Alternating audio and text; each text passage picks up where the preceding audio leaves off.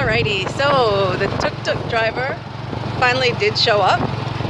It didn't take me long to wait, just a couple minutes.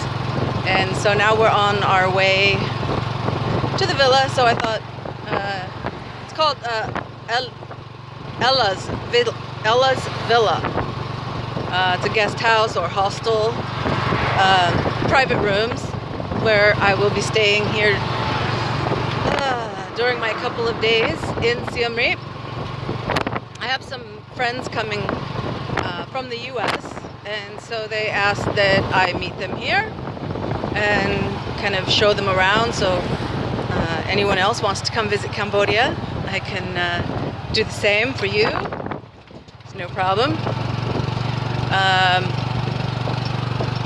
So yeah, Siem Reap is the city, is a town where the Angkor Wat temples are. It's actually called Angkor Archaeological Complex because there's more than just Angkor Wat. That's just one of the temples. I don't remember the exact number of temples, 80 something, maybe 87, something like that. There's a lot of them. I actually was the editor on a like a temple guide book where we had write-ups and photos from every temple. But that was a couple of years ago, so I forgot exactly how many. No problem. Here's some of the countryside you can see. Nice.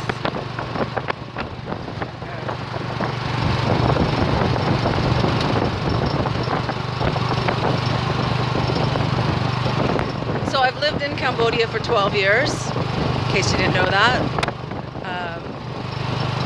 I love it here. I hope one day to have citizenship. It's in process.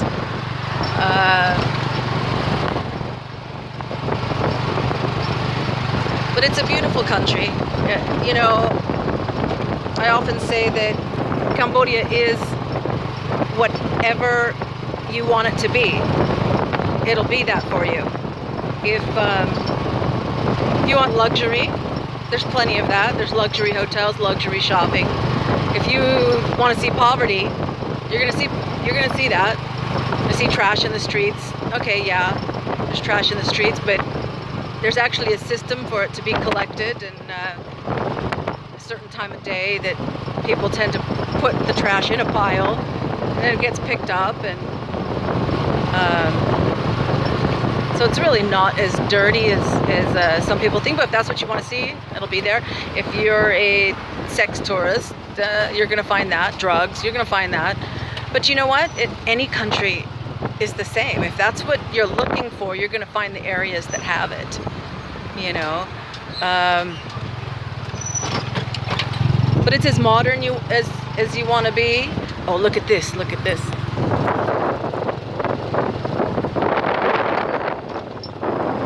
You see that old Mercedes? That is rare. Like, it could have belonged to Pol Pot or King Sihanouk. There weren't that many of the old Mercedes that survived the Khmer Rouge time. I had a friend of mine, Bill, can't remember his last name, he's passed away. It could be his, since he passed away, it could have, you know, obviously went into the hands of somebody else. And his did have a history. I think it was Pol Pot's Mercedes or something. It belonged to somebody famous, and so that's a rare thing to see. Been here 12 years, and that stunned me. You might not be interested in that. Some local food vendors as we go by. Oh look, a gas station. We have gas stations in Cambodia.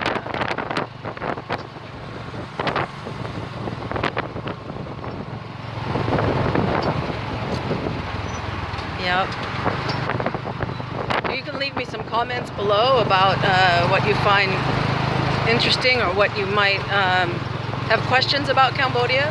I can do a future video with that. Here's some statues.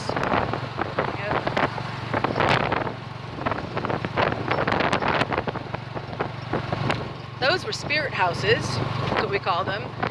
So basically you put one in your yard in front of your house, and it's got to be not directly in front, like in front of the door, but off to the side, and then it's got to be pointed toward the front door, and basically it's supposed to house like your ancestors' spirits, and you put offerings, and by offerings I mean like tea or wine or bananas, you know, fruit, whatever you want to offer to your ancestors, you put that there. Every house has one. Oh my gosh, there's a big round thing, like round like a Ferris wheel, like the construction of a Ferris wheel coming up here. Not yet. Maybe I'll turn the camera around when it comes to that. I'm going to get closer. So that's it, something new. I come to Siem Reap so rarely that there's always new things to see when I do come.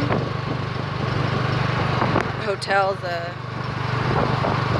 got the Christmas decorations.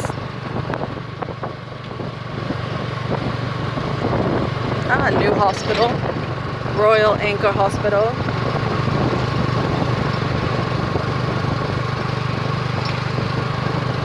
That's new. Yeah, this looks like it's going to be one of those big, like London Eye or Singapore Eye. Well, I don't know what Singapore calls theirs. London calls theirs the Eye. But a big Ferris wheel. Let's see, where's the camera? I can turn it around. Now that it's playing, I'm not sure where to turn the focus around. So I will just go like this and hope you can see it. It's quite large.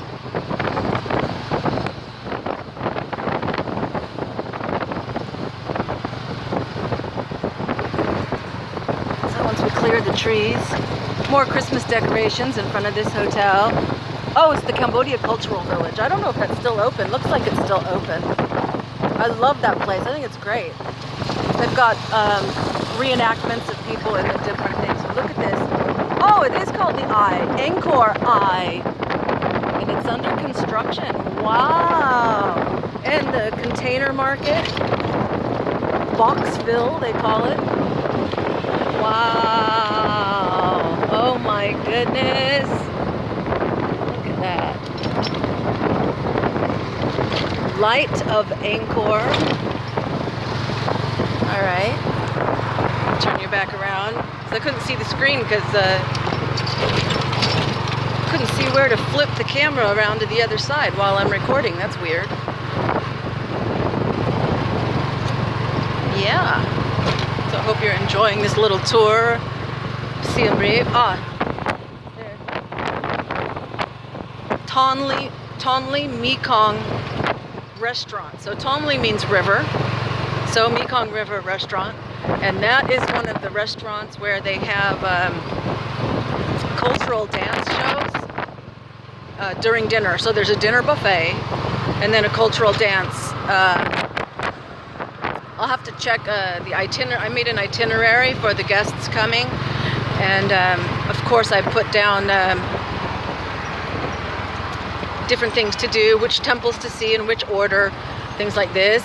And of course going to the dinner show was one of the things, but I was in Phnom Penh and I couldn't remember the name of the restaurant that I have normally gone to in the past, which is that one, Tonle Mekong.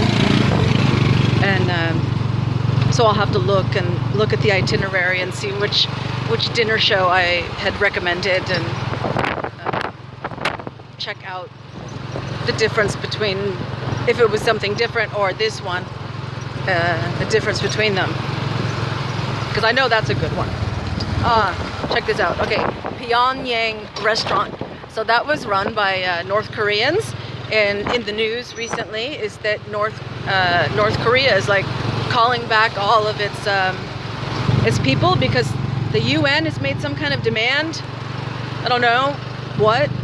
I mean, because I just seen the headlines. I haven't really read the stories, so but it is in the news that all of the North Korean restaurants are closing down, and they're sending their people back from all over the world, wherever they've had them, not just Cambodia. More Christmas decorations. Of course, during the daytime, they're not all lit up. It doesn't look so exciting. But Christmas has kind of taken hold in Cambodia, more about, you know, the commercialization side of it, giving gifts and things, any way for retailers to make money, right? It's not really considered so much a religious holiday. They love any chance to have a party, so to speak. So there's International New Year, there's Cambodian Khmer New Year, and there's also Chinese New Year. So there are actually 3 New Years celebrated in Cambodia. Now, International New Year, January 1st, and the Khmer New Year, which is in April, those are actually public holidays. The Chinese New Year is not a public holiday. However, it is a bank holiday. Banks will close for the first 2 or 3 days. Because officially, the Chinese New Year is like a week or 10 days. So things aren't closed that long. But at least the first day or 3 are celebrated in Cambodia.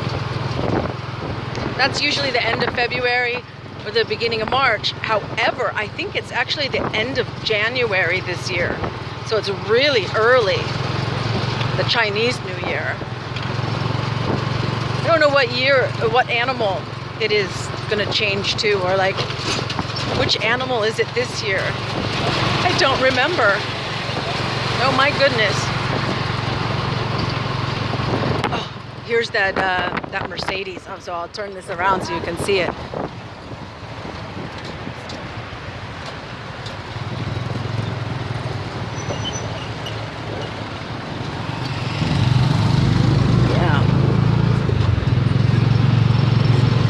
I know, big deal, right? Wow. She gets excited over an old Mercedes. Yeah. Like I said, they're not around. You don't have old cars around. King Father Sihanouk, when he was younger and he was Prince Sihanouk, he was the first person to use film and make movies in Cambodia. And, well, like besides like the French bringing film in a documentary sense to capture Apsara's dancing or something like that. I mean, a feature film with a story, you know, a film in that sense, a narrative film. He was the first one. And so I've seen a few of his films, and what's really cool is that he had muscle cars. I don't remember if it was Mercury or Dodge, Chevy, but muscle cars. How cool is that? In the 1960s, which the late 60s and early 70s were like the pinnacle of muscle cars. And my favorite is the Roadrunner, the Plymouth Roadrunner. That's like my all-time favorite muscle car. And second to that, I would say, is the Challenger, the Dodge Challenger. And anyway, it's a little side note about me and my hobbies. If you didn't know this, I used to be a NASCAR trophy queen. Yes, I did, back in the day. Got pictures. It really happened.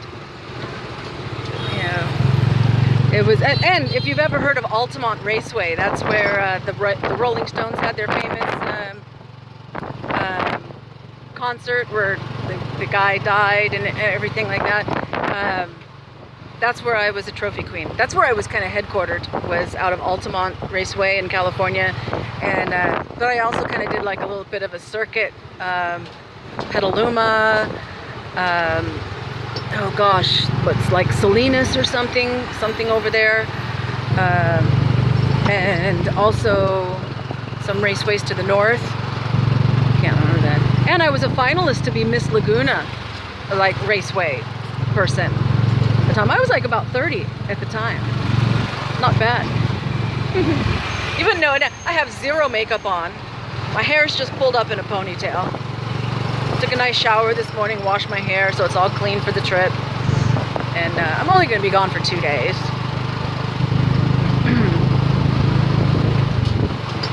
So I'd say another 5 minutes or less and we will be at the villa. Got some street art on the walls here. Graffiti. More on that side. Nothing exciting. So I think we'll... Oh, here's a wedding. I'll tell you how you know how we know it's a wedding. Let's see. If you notice in the front, there were bananas and coconuts. They were painted gold on one side and silver on the other side. That's how you know it's a wedding. Now they used to always use pink and yellow for the drapes, you know, the bunting and the drapes. Pink and yellow, that was like the wedding colors. And that was red and white. So people are being a little bit more personalized with the colors now. This is a big museum on this side.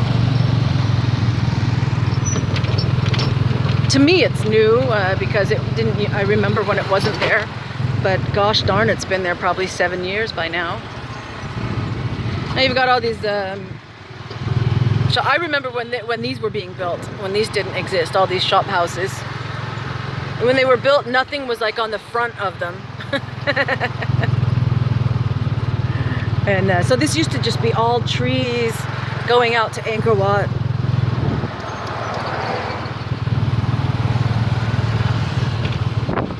But not anymore. Stupid driver. Just like stopping in front of people.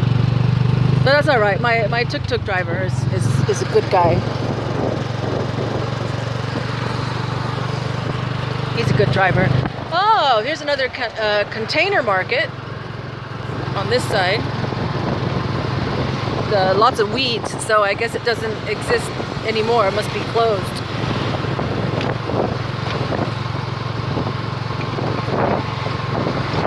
But about 2 or 3 years ago, that was like a big deal to like you put all these containers together and make a container market. Usually a night market.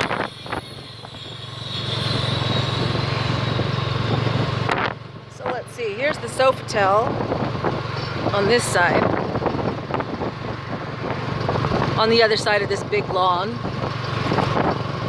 And the friends that I'm connecting with will be at Le Méridien, which is a little further up. So the Le Méridien is the closest hotel to Angkor Wat if you want someplace nice to stay. And then this is the children's hospital called Kanta Bopa, named after the King Sihanouk's child, his daughter that died. And Beat Rickner, he's Swiss, I think. He played the cello. Yeah, Beat the Cello was the concert that he would do. So he would do these concerts. Now they have tribute concerts available. And so this children's hospital offers free healthcare to children. It says 1,300 beds in a pediatric department. Yeah, Swiss family, he's Swiss. So that's kind of a big deal. One of the few stoplights here in Siem Reap. And so on the other side of the Kanta Bopa Hospital, Children's Hospital, is Le Méridien. So I will show you Le Méridien. And you can see different various traffic as well.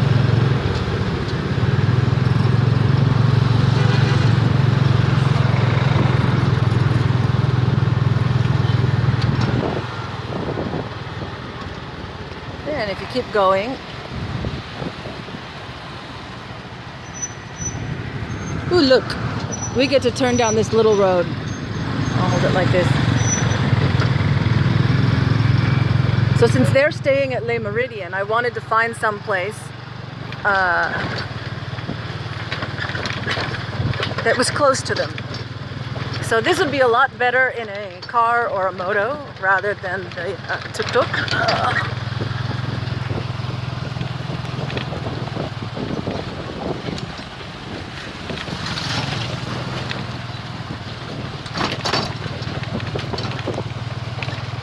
Get an idea. It's strange having to like just turn the phone around and then I don't have the screen, so I can't really see what you're seeing as I'm shooting it. That's okay. I think I got a pretty steady hand. I mean, not as far as the bumps in the road, but as far as kind of targeting what you see. Targeting, it's not really the right word, but focusing on what you need to see. So there's a couple of things. There's a Bloom Garden guest house, just for future reference. Bloom Garden. I wonder if that could be started by someone we both moved. I know her a little bit, but we both moved to Cambodia at the same time. And she moved from Singapore, and to help start women, empowering women, providing opportunity for them to sew, for seamstresses to get out of the factories and start their own business. Aha, and here is Ella's Villa. So I have arrived and I'm going to go check in. I hope you enjoyed that little tour from the airport.